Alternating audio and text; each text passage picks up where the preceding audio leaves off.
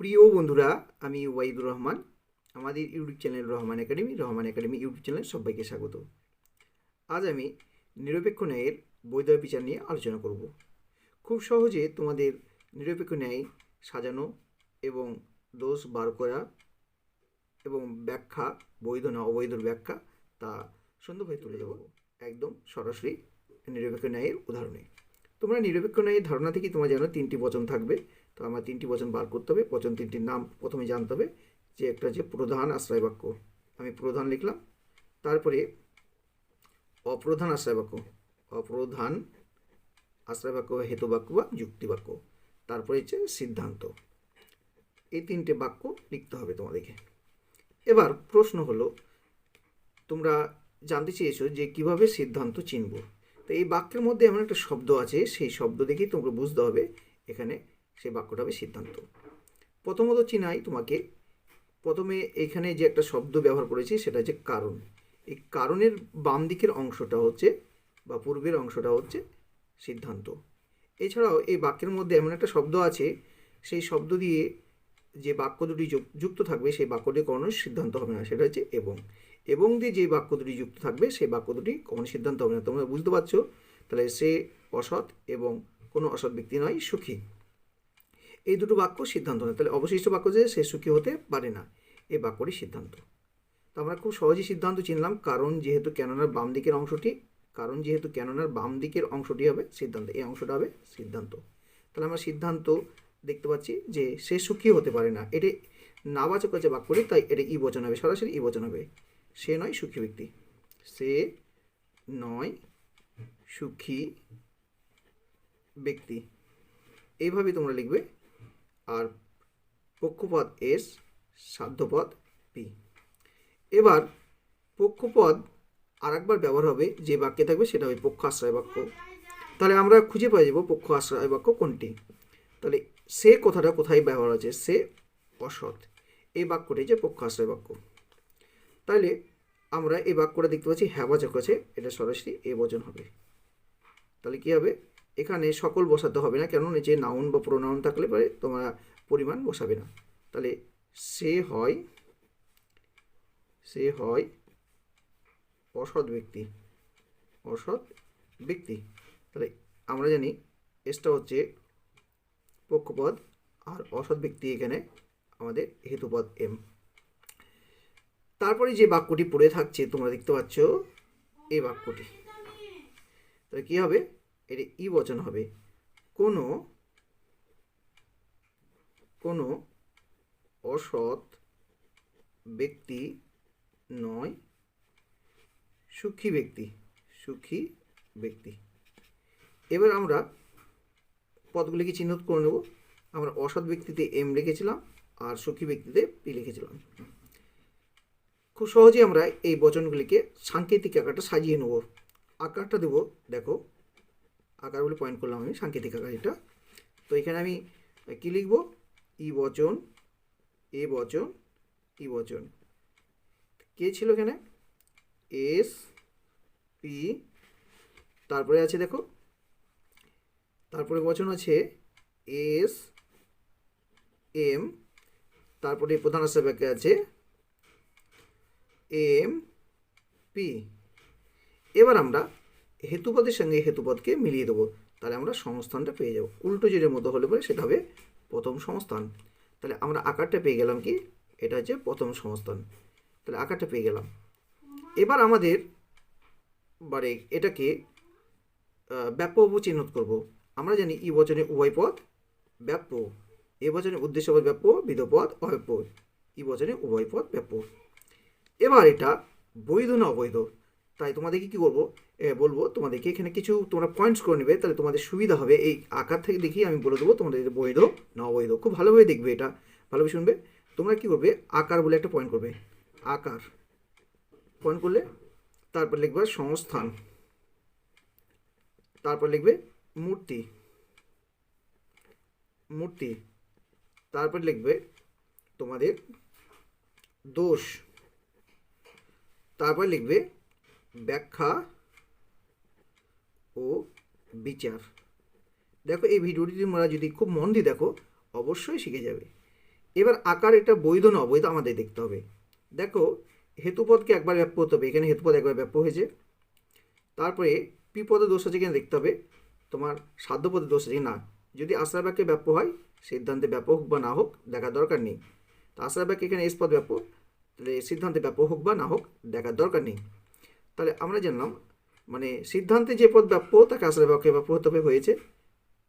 তাহলে এখানে মানে কি হেতুপদ, পক্ষপদ এবং সাধ্যপদের কোনো দোষ নেই, তাহলে অবশ্যই এটা বৈধ। এটা প্রথম সংস্থানে এই বৈধ মূর্তি একবার দেখে নেবো কি আছে। তাহলে আকার হচ্ছে বৈধ, পয়েন্টগুলো বৈধ। সংস্থান প্রথম, মূর্তি আমরা দেখে নেব এই মানে কি প্রথম সংস্থানে এই মূর্তিটা আছে কিনা। সিলারেন্ট, CELARENT, EAE, তাহলে সিলারেন্ট মিলে গেছে, তাহলে দোষ নেই। তাহলে আমরা দোষ কী করলাম, নেই। তাহলে ব্যাখ্যা ও বিচার করব কীভাবে। তাই এবার লিখব এই আলোচ্য ন্যায় অনুমানটি নিরপেক্ষ ন্যায়টি প্রথম সংস্থানে বৈধ মূর্তি, এর নাম সিলারেন্ট। এখানে পক্ষ, সাধ্য, হেতু এবং আশ্রয় বাক্যের কোনো নিয়ম লঙ্ঘিত হয়নি, তাই এটি বৈধ। উদাহরণটি লেখা আছে দেখো এখানে যে সক্রেটিস মানুষ, প্লেটো সক্রেটিস নন, সুতরাং প্লেটো মানুষ নন। এই যে বাক্যটি, এই বাক্যটিকে তুমি কিভাবে সাজাবে। প্রথমত এই বাক্যের মধ্যে এমন একটি শব্দ আছে, সেই শব্দটাকে তোমাকে চিনতে হবে। তো এই বাক্য সাজানোর আগে তোমাকে একটি কথা সবসময় স্মরণ রাখতে হবে, তার্কিক আকারে পরে যে কথাটা লিখতে হবে তোমাকে, প্রধান আশ্রয় বাক্য, প্রধান আশ্রয় বাক্য, অপ্রধান আশ্রয় বাক্য এবং সিদ্ধান্ত। এই কথাটা তোমাকে লিখে রাখতে হবে। এবার তোমাকে সিদ্ধান্ত থেকে তোমাকে উপর দিকে উঠতে হবে, মানে সিদ্ধান্ত বার করবে, তারপর অবধান, তারপর। তো সিদ্ধান্ত কীভাবে চিনবে, এই বাক্য তিনটের মধ্যে কোনটা সিদ্ধান্ত। তো এই সহজ কৌশল আছে এখানে যে এই শব্দ, এই বাক্যের মধ্যে এমন একটা শব্দ আছে, সেই শব্দটা দেখেই তুমি চিনতে পারবে সেই বাক্যটা হবে সিদ্ধান্ত। সুতরাং, সুতরাং দিয়ে যে বাক্য থাকবে, সুতরাং, অতএব, কাজে কাজে, তাই বলা যেতে পারে, সিদ্ধান্ত করা যেতে পারে, এই থেকে উপনীত হওয়া যায়, এই সমস্ত কথাগুলি থাকলে সেই বাক্যটা হবে সিদ্ধান্ত। তাহলে তোমরা খুব সহজেই চিনতে পারছো যে এখানে সুতরাং দিয়ে যে বাক্যটি আছে, সুতরাং দিয়েছে প্লেটো মানুষ নন, এই বাক্যটা হবে সিদ্ধান্ত। তাহলে সিদ্ধান্ত আমরা লিখে ফেলেছি আগে। তো এবার সিদ্ধান্ত বচনটা কি হবে একবার দেখে নেওয়া যায়।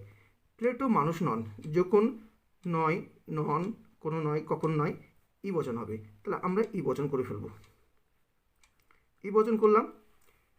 দিয়ে এখানে প্লেটো মানুষ নন, প্লেটো নন মানুষ, এখানে আমরা কোনো শব্দটা ব্যবহার করব না, কারণ নাউন বা প্রোনাউন ইত্যাদি শব্দ যদি উদ্দেশ্যবিধ হয় বা বাক্যে ব্যবহার হয়, তাহলে আমরা কিন্তু পরিমাণটা উল্লেখ করবো না। তার জন্য সরাসরি আমরা করব কি, প্লেটো নন মানুষ, এই লিখব, প্লেটো নন মানুষ। এই বাক্য লেখার সঙ্গে সঙ্গে আমাদের পক্ষপদ এস এবং সাধ্যপদ পি তোমাকে কি করতে হবে, চিহ্নিতকরণ করতে হবে। এবার তোমাকে খুঁজতে হবে প্লেটো বা পক্ষপদ যে বাক্যে থাকবে সেটা হবে অপ্রধান আশ্রয় বাক্য। তো আমাকে প্লেটো কোথায় আছে এই বাক্যের মধ্যে দেখতে পাই, এটা তো ব্যবহার হলো একবার। তো এখানে দেখো লেখা আছে প্লেটো সক্রেটিস নন, তাহলে আমি পেয়ে গেলাম খুব সহজেই অপ্রধান আশ্রয় বাক্য, এটাও ই বচন হবে, নন আছে। তাহলে লিখবো আমরা প্লেটো, প্লেটো নন সক্রেটিস।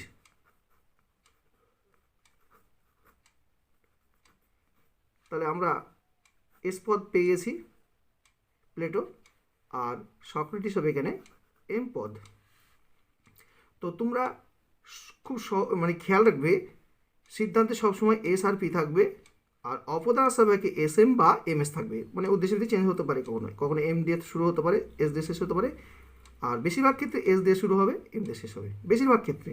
তবে সবসময় তোমরা এটা ধরে নেবে না। তারপরে যে বাক্যটি পড়ে থাকছিল সক্রেটিস মানুষ,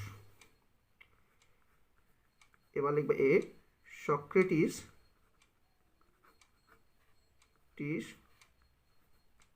হন মানুষ। তো আমরা সক্রেটিসে এম পদ চিহ্নিতকরণ করেছিলাম এবং মানুষে কী করবো, আমরা পি পাবো। এটা করার পরে আমরা এখানে ব্যাপ্যটা আজ করে নিই, আলাদাভাবে ব্যাপ্য করছি না। এ বচনের উদ্দেশ্যপদ ব্যাপ্য, বিধপদ অব্যাপ্য। ই বচনের উভয় পদ ব্যাপ্য, অনুরূপভাবে ই বচনের উভয় পদ ব্যাপ্য। এবার আমরা সাংকেতিক আকারটাকে দেখে নিই, আকারটা দেখে নিই একবার। তাহলে আকারটা দেখলে পরে আমাদের বৈধ বিচার করা খুব সহজ হবে। তো দেখো আমি পাশে আকারটা টুকছি, আমি একবার দেখো এখানে খুব সহজেই আকারটা দিচ্ছি আমি। সাংকেতিক আকার, আকার দেখো কি বচন আছে, প্রথমে এ বচন, তারপরে ই বচন, তারপরে ই বচন। এস সিদ্ধান্ত আছে এস পি, তারপর আছে এস এম, তারপর আছে এম পি। তো আমরা এম এর সঙ্গে এমটাকে মিলিয়ে দেবো, এম এর সঙ্গে এমটাকে মিলিয়ে দেবো। এবার আমরা দেখব এটা বৈধ না অবৈধ। তার জন্য তোমাদেরকে আমি বলেছিলাম কয়েকটি পয়েন্টস তোমরা টুকে নেবে। পয়েন্টস কি বলেছিলাম? আকার, আকার, সংস্থান,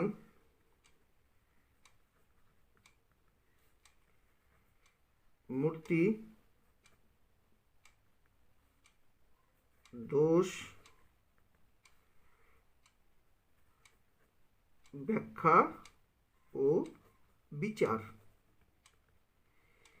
এভাবে তোমরা একটা পয়েন্টস করে রাখবে, তাহলে তোমরা খুব সহজেই এই বৈধতা বিচারের পয়েন্টসগুলোকে দেখতে পাবে। এইভাবে তোমরা পয়েন্টস করে রাখবে, তাহলে এটা বৈধ না অবৈধ। এখন প্রশ্ন হলো, আমরা তো ব্যাপকভাবে সব দাগিয়ে ফেললাম, এবার আমরা সংস্থান দাগিয়ে ফেললাম, এবার মূর্তিও দেখতে পাচ্ছি এ ই। তো এবার এটা বৈধ না অবৈধ। এবার আসি আমরা দেখে নিই একবার, আবারও সাংকেতিক আকার দেখে নিই একবার যে বৈধ না অবৈধ। হেতু পদ একবার ব্যাপ্য, সাধ্য পদ ব্যাপ্য নয়। তো এই বচনের উভয় পদ ব্যাপ্য। তো দেখো বৈধতার নিয়মে বলা হয়েছে আশ্রয় বাক্যে যে পদ ব্যাপ্য নয় সিদ্ধান্তে সে পদ ব্যাপ্য হতে পারে না। বৈধতার নিয়মে বলা হয়েছে আশ্রয় বাক্যে যে পদ ব্যাপ্য নয় সিদ্ধান্তে সে পদ ব্যাপ্য হতে পারে না। এখানে অব্যাপ্য আছে, এখানে ব্যাপ্য আছে। অনুরূপভাবে যদি সিদ্ধান্তে যে পদ ব্যাপ্য তাকে আশ্রয় বাক্যে ব্যাপ্য হতে হবে, যদি না হয় তাহলে সেই পদের দোষ ঘটবে। এখানে আমরা দেখতে পাচ্ছি প্রধান আশ্রয় বাক্যে সাধ্য পদ পি ব্যাপ্য না হয়ে সিদ্ধান্তে ব্যাপ্য হয়েছে, কাজে এটি অবৈধ হয়েছে। তাহলে আমরা দেখতে পেলাম যে বৈধতা নিয়মে বলেছে আশ্রয় বাক্যে যে পদ ব্যাপ্য নয় সিদ্ধান্তে সে পদ ব্যাপ্য হতে পারে না, কিন্তু সেটা হয়নি। ব্যাপ্য না হয়ে সিদ্ধান্তে ব্যাপ্য হয়ে গেছে, তাহলে নিয়ম বিরুদ্ধ হয়েছে, তাই এটি দোষ ঘটেছে। তো দেখব এটা হবে অবৈধ। কি হবে? অবৈধ। তারপরে সংস্থান হবে, এটা প্রথম সংস্থান, উল্টো যেটার মতো হলে প্রথম সংস্থান। মূর্তি যখন অবৈধ হবে তখন শুধু বচন তিনটে আমরা লিখে দেব। দোষ, এটা হবে অবৈধ, অবৈধ সাধ্য দোষ। এবার ব্যাখ্যা ও বিচারে কি লিখবে? ব্যাখ্যা ও বিচারে লিখবে এই আলোচ্য নিরপেক্ষ ন্যায়ানুমানটি অবৈধ, এটি অবৈধ সাধ্য দোষে দুষ্ট। লেখা হলো। এবার লিখবা প্যারাচেন করে, ন্যায় নিয়মে বলা হয়েছে আশ্রয় বাক্যে যে পদ ব্যাপ্য নয় সিদ্ধান্তে সেই পদ ব্যাপ্য হতে পারে না, কিন্তু আলোচ্য যুক্তিতে প্রধান আশ্রয় বাক্যে সাধ্যপদ মানুষ ব্যাপ্য না হয়ে সিদ্ধান্তে ই বচনে থাকায় ব্যাপ্য হয়েছে, তাই আলোচ্য যুক্তিতে উক্ত দোষ ঘটেছে। এইভাবে তো আমি একটা বাক্য লিখেছি, এখানে বাক্যটা কি লেখা আছে দেখে নাও একবার। কোনো দার্শনিক গণিতজ্ঞ, কাজেই সব রাজনীতিবিদ দার্শনিক, কারণ সব রাজনীতিবিদরাই গণিতজ্ঞ। এই বাক্যটার মধ্যে সিদ্ধান্ত চেনার নিয়ম খুব সহজেই পার করতে পারবো আমরা, কারণ এখানে আমরা একটা শব্দ আছে, সেই শব্দ দেখে আমরা বুঝতে পারবো সেই শব্দ দ্বারা যে বাক্যটি থাকবে সেই বাক্যটি হবে সিদ্ধান্ত। যেমন কাজেই, কাজেই শব্দ দ্বারা যে বাক্যটি জুড়ে থাকবে সেই বাক্যটি হচ্ছে তোমার সিদ্ধান্ত। তাহলে আমরা সিদ্ধান্ত এই বাক্যটাকে দেখতে পাচ্ছি। অথবা আরেকটি নিয়ম আছে সিদ্ধান্ত চেনার, কোনটা? কারণের বাম অংশটাকে বলা হবে সিদ্ধান্ত। এই কারণ দিয়ে যে বাক্যটা থাকবে তার বাম দিকের যে অংশটা বা পূর্বের অংশটা সেটা হবে সিদ্ধান্ত। তাহলে সহজে আমরা প্রথমে যে লাল কালিতে যে আন্ডারলাইন করলাম সেই বাক্যটা যে সিদ্ধান্ত, তারপরে আবার সিদ্ধান্ত চিনে গেলাম এই যে কারণের বাম দিকের যে অংশটা আছে সেটা সিদ্ধান্ত। তাহলে আমরা সিদ্ধান্ত দুইভাবে প্রমাণ করলাম। এবার আমরা দেখো এখানে তার্কিক আকারে প্রধান যুক্তিবাক্য বা প্রধান হেতুবাক্য, প্রধান আশ্রয় বাক্য, অপ্রধান যুক্তিবাক্য বা হেতুবাক্য, আশ্রয় বাক্য, সিদ্ধান্ত লেখা আছে। এবার আমরা নিরপেক্ষ ন্যায় সাজানোর পরে আমরা জানি সিদ্ধান্ত, তারপর অপ্রধান আশ্রয় বাক্য, তারপর প্রধান আশ্রয় বাক্য, এইভাবে ধারাবাহিকভাবে তোমাদেরকে সাজাতে হবে। তোমরা প্রধান আশ্রয় বাক্য, অপ্রধান আশ্রয়, সিদ্ধান্ত এইভাবে সাজাবে না, তোমরা সাজাবে সিদ্ধান্ত আগে লিখবে, তারপর অপ্রধান আশ্রয় বাক্য খুঁজবে, তারপরে প্রধান আশ্রয় বাক্য সাজাবে। এইভাবে করবে, তাহলে খুব সহজেই তোমরা এই নিরপেক্ষ ন্যায় সাজাতে পারবে। তো আমরা সিদ্ধান্ত বাক্যটি কি আছে দেখি। সব রাজনীতিবিদ দার্শনিক, এখানে বাক্যটি হ্যাবাচক আছে এবং সার্বিক বচন হবে, এ বচন হবে। দেখো সকল রাজনীতিবিদ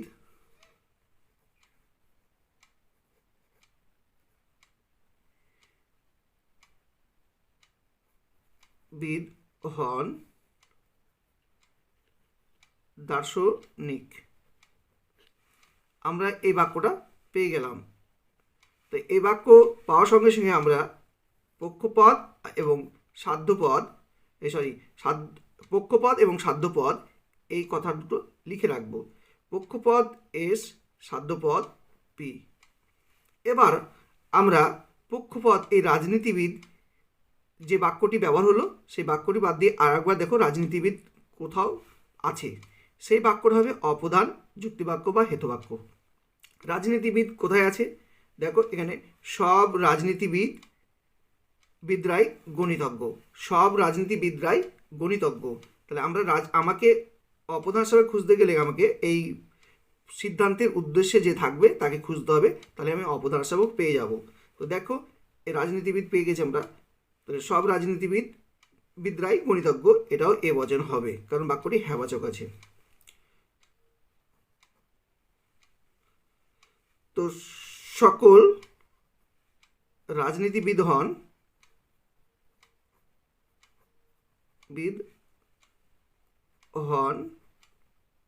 গণিতজ্ঞ।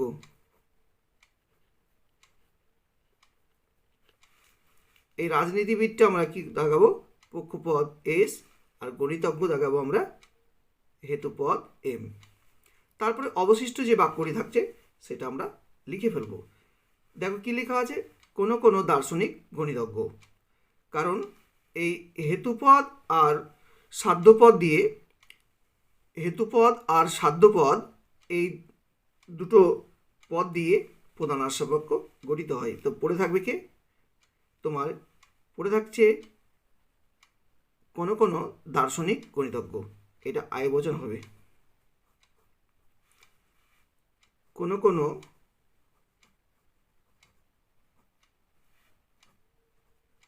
দার্শনিক হন গণিতজ্ঞ। গণিতজ্ঞতে আমরা কি লিখেছিলাম? গণিতজ্ঞতে লিখেছিলাম এম। গণিতজ্ঞকে আমরা চিহ্নিতকরণ করেছিলাম এম, আর দার্শনিক হচ্ছে পি। এবার আমরা আকারটিকে সাজিয়ে নেব। দেখো আকারটিকে সাজালে পরে কেমন হবে একবার দেখে নেওয়া যাক। সাংকেতিক আকারটাকে সাজিয়ে নিই একবার, তাহলে খুব সহজে আমরা বুঝতে পারবো পড়াটাকে। দেখো এটা আমরা সিদ্ধান্ত ধরলাম, সিদ্ধান্তে থাকছে এস আর পি। তারপর অপ্রধান আশ্রয় বাক্যে থাকছে এস এম।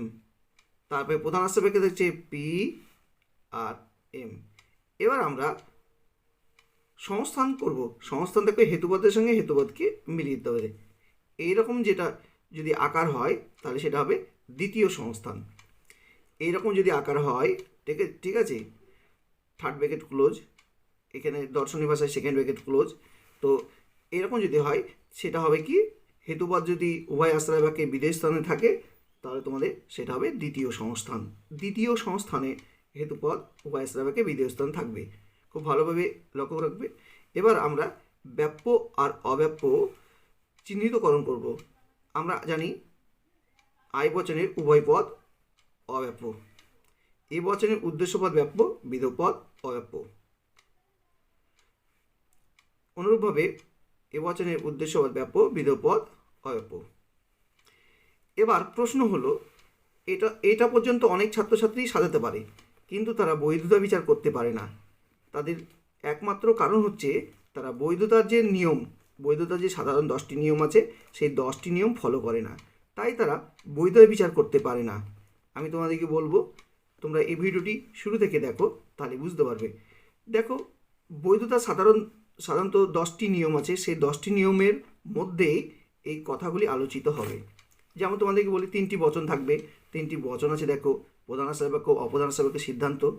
3টি পদ থাকবে দেখো, সাধ্যপদ, পক্ষপদ, সাধ্যপদ, হেতুপদ। 3টি পদ আছে এবং দুবার করে ব্যবহার হবে। প্রতিটি ন্যায় অনুমানে 3টি করে পদ থাকবে এবং দুবার করে ব্যবহার হবে। এম পদ দুবার ব্যবহার হয়েছে, পি পদ দুবার ব্যবহার হয়েছে এবং এস পদ দুবার ব্যবহৃত হয়েছে এবং একই অর্থে ব্যবহার করা হয়েছে। তারপরে যে তৃতীয় নিয়ম, হেতুপদকে অন্তত একবার ব্যাপ্য হতে হবে। এই যে তোমাদের নিরপেক্ষ ন্যায় সাজানোর পরে পরে তোমাদের মনের মধ্যে থাকবে এই 10টি নিয়ম। তাহলে 3টি বচন থাকবে, 3টি পদ থাকবে, দুবার করে ব্যবহার হবে, একই অর্থে ব্যবহৃত হবে। হেতুপদকে অন্তত একবার ব্যাপ্য হতে হবে, কিন্তু এখানে দেখছো হেতুপদকে হেতুপদ একবারও ব্যাপ্য হয়নি। তাহলে তোমাদের বৈধতার ন্যায় নিয়মে বলা হয়েছে যে হেতুপদকে অন্তত উভয় আশ্রয় বাক্যে একবার ব্যাপ্য হতে হবে, কিন্তু এখানে একবারও ব্যাপ্য হয়নি। তাহলে আমরা সমস্যাটা এখানে পেয়ে গেলাম। হেতুপদ যদি উভয় আশ্রয় বাক্যে একবারও ব্যাপ্য না হয় তাহলে যে দোষ ঘটবে তার নাম হচ্ছে অব্যাপ্য হেতুদোষ। তাহলে আমরা খুব সহজেই হেতুদোষ এই শব্দটা আমরা পেয়ে গেলাম। তাহলে আমাদের আর দেখার দরকার নেই, আমরা দোষ খুঁজে পেয়ে গেছি। আমাদের 10টা নিয়ম আলোচনা করতে করতে যেখানেই আমরা দোষটা পাবো সেই দোষটাকে আমরা লিখে ফেলবো। যদি দোষ না থাকে তাহলে বৈধ। তাহলে এখানে বৈধতার নিয়ম লঙ্ঘিত হয়েছে, কারণ তোমাদের তৃতীয় নিয়মে বলা হয়েছে আশ্রয় বাক্যে উভয় আশ্রয় বাক্যে হেতুপদকে অন্তত একবার ব্যাপ্য হতে হবে, কিন্তু এখানে হেতুপদ একবারও ব্যাপ্য হয়নি, তাই এটি অব্যাপ্য হেতুদোষ। তাহলে আমরা লিখে বলবো আকারটি কি, অবৈধ। এবার আমরা ব্যাখ্যা লিখব অবৈধ। তাহলে তোমরা কি বুঝতে পারলে যে বৈধতা বিচার করতে গেলে নিরপেক্ষ ন্যায় সাজানোর পরে তোমাকে ব্যাপ্য অব্যাপ্য চিহ্নিতকরণ করার পরেই তোমাকে বৈধ বিচার করতে হবে, এটা বৈধ না অবৈধ। তখন বৈধ না অবৈধ কীভাবে বুঝবে, তোমাকে ন্যায়ের নিয়মগুলো তোমাকে ভালোভাবে ফলো করতে হবে। ন্যায়ের নিয়ম লঙ্ঘিত হলেই তোমার দোষ হবে। যদি ন্যায়ের নিয়ম যথাযথ অনুসরণ করে তাহলে কিন্তু বৈধ হবে।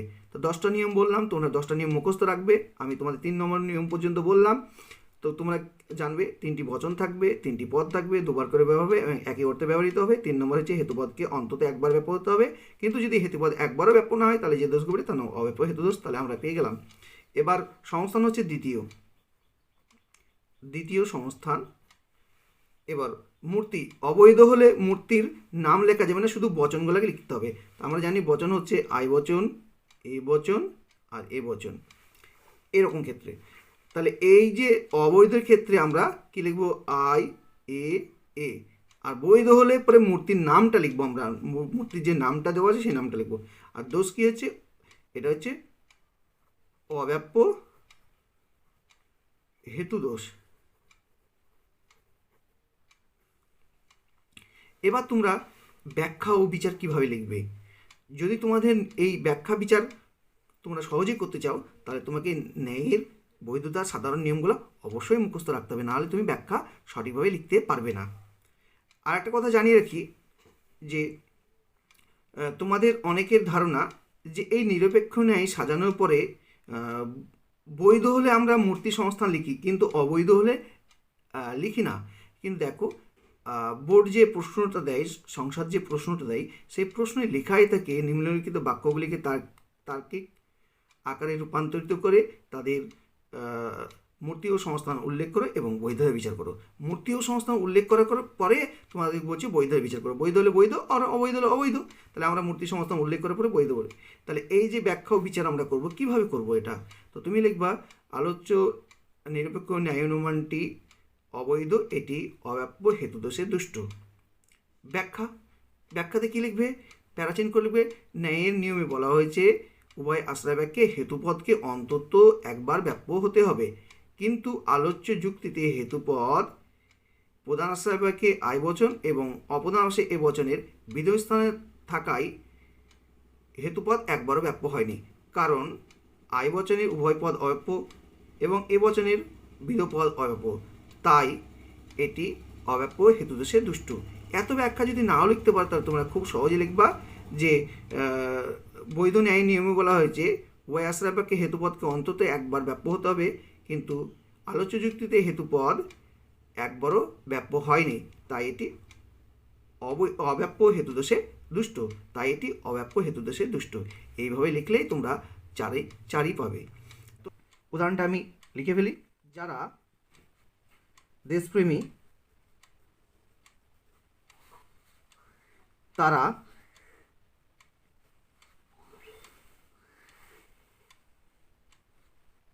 কখনো স্বার্থপর নয়।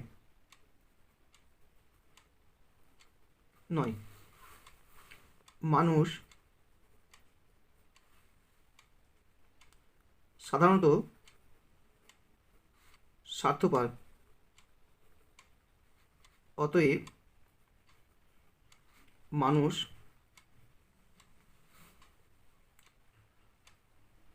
সাধারণত